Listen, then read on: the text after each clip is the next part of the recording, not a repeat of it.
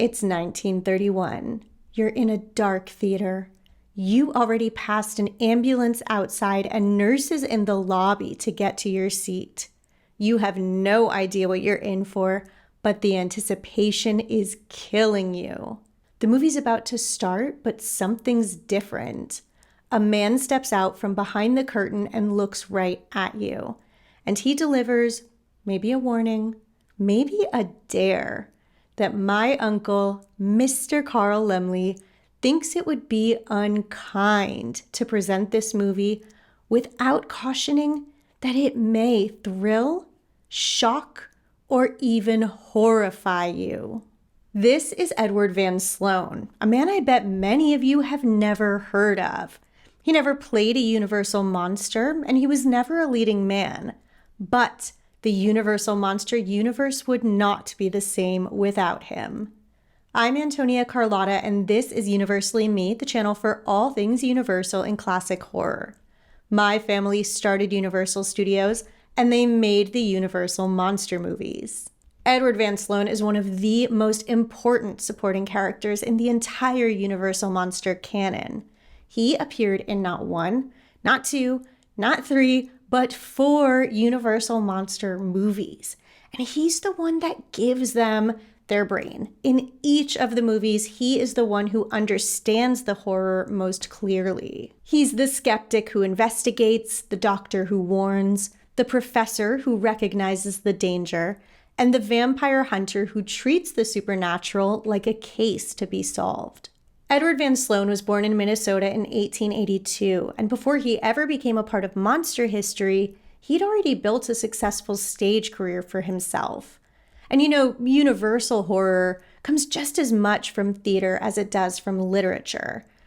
Yes, Dracula comes from the Bram Stoker novel, but before it was ever adapted to be a film, it was a successful Broadway play, starring Bela Lugosi and Edward Van Sloan himself.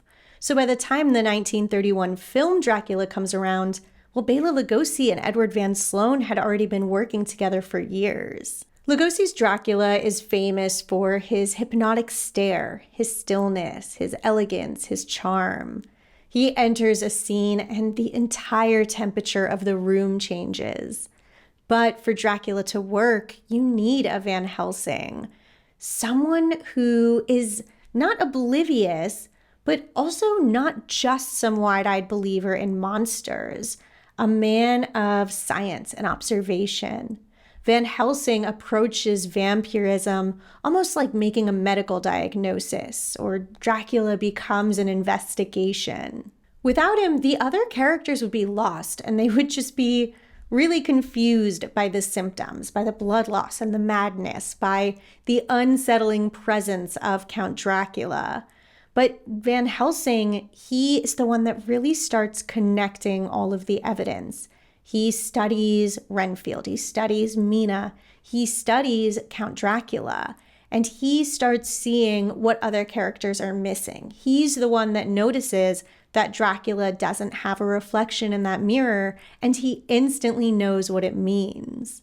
I think Edward Van Sloan's presence brings a real legitimacy to an otherwise really crazy world. You have to remember, Dracula is Universal's first ever supernatural horror film. It's one of the first supernatural horror films ever. So audiences are being asked to go on a journey like nothing they had ever seen before. And Edward Van Sloan, with his academic presence, the way he approaches vampire lore like this real, deep, established body of knowledge, I think it helps the audience accept this otherwise very strange premise that a centuries-old Transylvanian vampire might be in London draining the blood of unsuspecting victims. But Edward Van Sloan gives those audiences a way in to believe that it's real, which I think makes it that much scarier. And not only does he investigate and explain, he hunts. He is relentless. Van Helsing has no fear confronting Dracula. He resists Dracula's attempts to overpower him, and he doesn't give in until Dracula is defeated. That dynamic gives Dracula so much of its tension. We get Dracula preying on victims, but more importantly, Dracula finally encountering a mind that he can't dominate. And as Dracula becomes more dangerous, Van Helsing becomes more heroic. Now, just a few weeks ago, a lost epilogue by Edward Van Sloan from Dracula was rediscovered.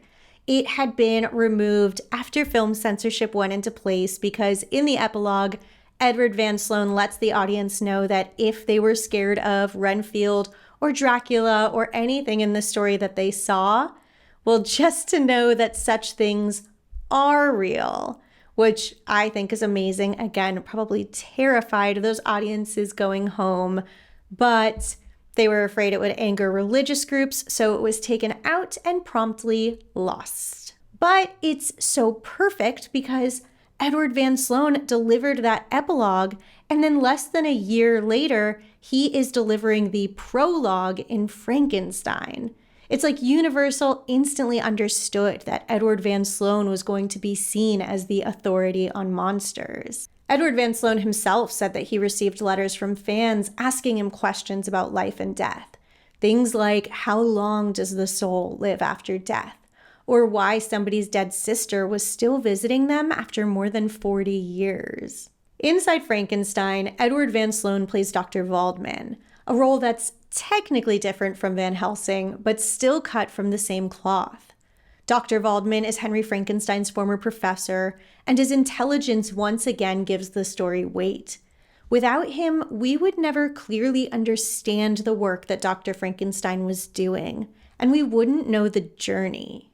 Dr. Frankenstein is pushing boundaries, to say the least, and Dr. Waldman represents the scientific world that Henry's left behind. I talk a lot in Frankenstein about that question of, just because we can do something, should we? And Dr. Waldman is kind of the personification of that. He understands the scale of what Dr. Frankenstein is doing. He knows science, anatomy, medicine. He knows what Dr. Frankenstein is doing is extraordinary, but he also knows it isn't wise. While Dr. Frankenstein is intoxicated by possibility, Dr. Waldman is already seeing the consequences. I don't want to take away from the audience's intelligence or even necessarily from any of the characters, but we need a character like Dr. Waldman to tell us the gravity of the situation and to really get it. Because without him, we would just have our excited Dr. Frankenstein. Everyone else would be freaking out. But in this imaginary world where reanimating corpses is possible, we need a character like Dr. Waldman to level set how heavy or dark the situation really is. Unfortunately, in Frankenstein, though Dr. Waldman identifies the monster and knows all the rules, he's not invincible. He intends to destroy the monster, but the monster ultimately destroys him. Don't worry though, we didn't have to go long before we saw Edward Van Sloan in our next monster movie. The very next year, he appeared as Dr. Muller in The Mummy, in a role supremely similar to Van Helsing. But this time, instead of being a vampire hunter, he becomes a mummy hunter. He's once again the man who knows how to read the signs. Right away, he can see there's something different about this mummy, buried alive. As the other archaeologists revel in their discovery, Dr. Muller is acutely aware of the danger that lies before them. Again, as an academic so well-versed in the topic, yet so afraid, Edward Van Sloan brings a new level of fear to the audience. Maybe this isn't all fun and games. Maybe this is real. Just like in Dracula, Dr. Muller is the one who observes, investigates, and puts all the clues together. Just as in Dracula, he runs in at the last minute to witness the demise of the monster and let us all know the danger is gone.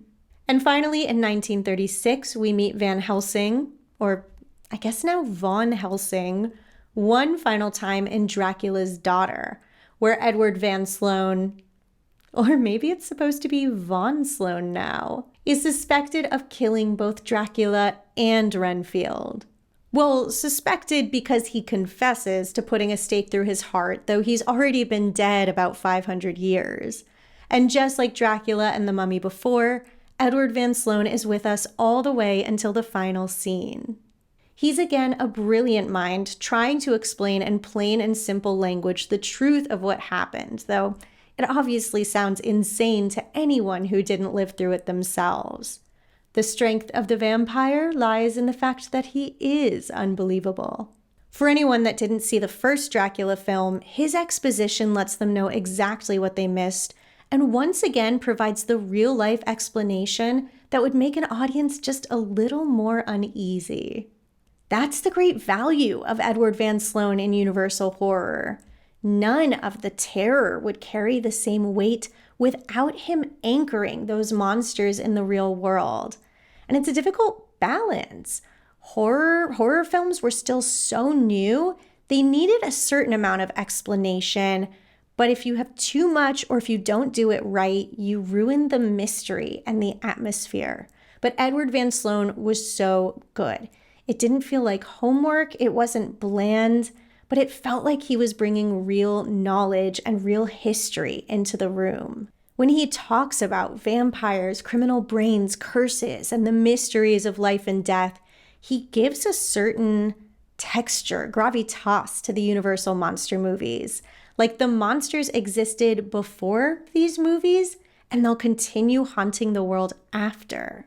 He's also kind of a hero. Not every hero is brute strength or physicality. He is a hero because he pays attention and sees the patterns. He takes strange evidence seriously, and he respects danger before anyone else does. Edward Van Sloan is the perfect character in every monster movie to explore the divide between ancient fears and the modern day we're in. In Dracula, London is invaded by an old world vampire. In Frankenstein, we're looking at the source of life itself. In The Mummy, modern archaeology awakens something ancient. And in Dracula's Daughter, modern law tries to understand a supernatural killing. I guess it's a testament to his skill and his demeanor that he's such a powerful through line in every film. He is Universal's horror investigator. He's the scholar, the warning, and I think the first great vampire hunter on film, who of course still shows up in movies and TV shows today. Edward Van Sloan lived until 1964, which means he lived long enough to witness some of the monster renaissance once the Universal monster movies started airing on TV in the late 1950s. His importance could be easy to miss. Like I said, there's probably a lot of you who never heard of him before today. But I think that could also be a testament to his success in the role. He wasn't there to outshine Bela Lugosi or Boris Karloff or Gloria Holden. He's there to make the monsters more dangerous or scarier. He gives the film intellectual stakes and moral stakes. He gives you a lot to think about even after you leave the theater. And that is why I love him so much in this Universal Monster universe. In the comments, I want to hear your favorite Edward Van Sloan role. Don't forget, paid members are getting bonus videos, pictures, and more. It's the best way to support Universally Me. And thank you so much for watching. Bye.